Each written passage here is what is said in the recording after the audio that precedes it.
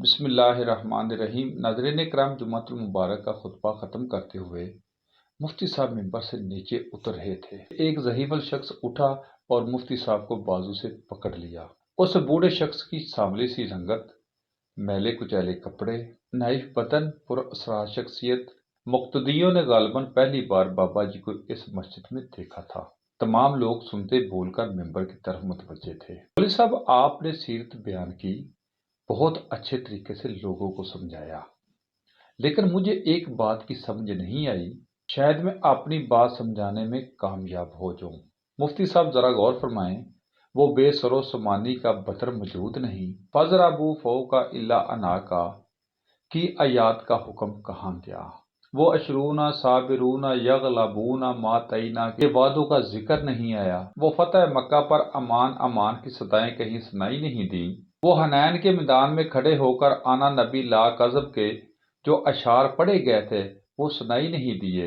مولوی صاحب بتاؤ، نبی کریم صلی اللہ علیہ وسلم اسلحہ اٹھا کر بنو قریظہ کی طرف کیوں گئے؟ کیا سیرت میں غزوہ خیبر نہیں ہے؟ غزوہ خندق میں نبی صلی اللہ علیہ وسلم کے پیٹ پر بندے پتھر سیرت کا حصہ نہیں ہیں؟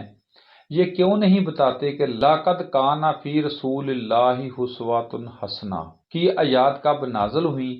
ان کا پس منظر کیا تھا؟ مولوی صاحب، بڑھاپے کی عمر میں تبوک کا سفر ان بوڑھوں کو کیوں نہیں بتاتے؟ بزرگ بابا جی مفتی صاحب کا ہاتھ تھامے سوال پہ سوال کیے جا رہے تھے۔ تمام مسجد کے نمازیوں کو چپ لگ گئی تھی۔ مولوی صاحب فرمانے لگے، بابا جی دلیلیں پوری ہوں جہاد کی، پھر جہاد کرنا چاہیے۔ تب دلیلیں موجود تھی جہاد کی، اب نہیں ہیں۔ بابا جی نے دروازے کی طرف اشارہ کرتے ہوئے گرج کر بولے، مولوی صاحب وہ دیکھو میدان محشر لگا ہوا ہے، ساقی کوثر۔ میدان میں آپ خون کر کے اپنے دندان شہید کھڑے ہیں اور جنہیں کوثر لٹا رہے ہیں۔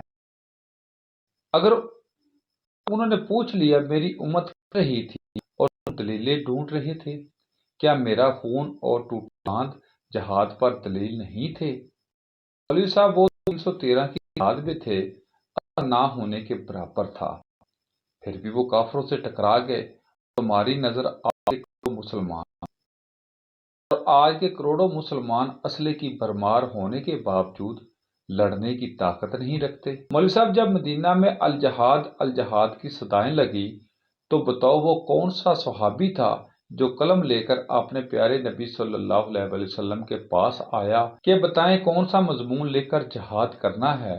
نہیں، ایسا کسی نے بھی نہیں کہا۔ ہاں، بلکہ سب تلواریں لے کر نکلتے تھے، اور آج تو مفہوموں، شرطوں اور مطلبوں کی باس میں ڈال کر اصل جہاد سے بھی جی چراتے ہو۔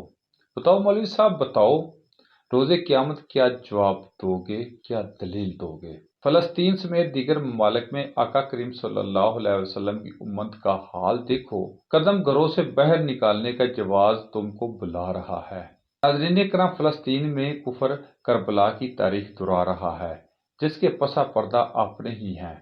ہزاروں بے گناہ بے قصور مسلمانوں کو جس بے دردی و بے حسی سے شہید کیا جا رہا ہے، ان کے گھر اجاڑے جا رہے ہیں، ان کی نسلیں خاندان تباہ و برباد کیے جا رہے ہیں۔ ابھی بھی ہمیں اپنے اس طرح کے رہنماؤں حکمرانوں سے حسن ظن رکھنے کا درس دیا جا رہا ہے، اور خوش فہمی و خوش گمانی میں یہ نام نہاد مسلم رہنما نجات دہندہ کا دعوے دار ہیں اور ہمیں منظر تک پہنچانے کے دعوے کر کے گمراہ کر رہے ہیں۔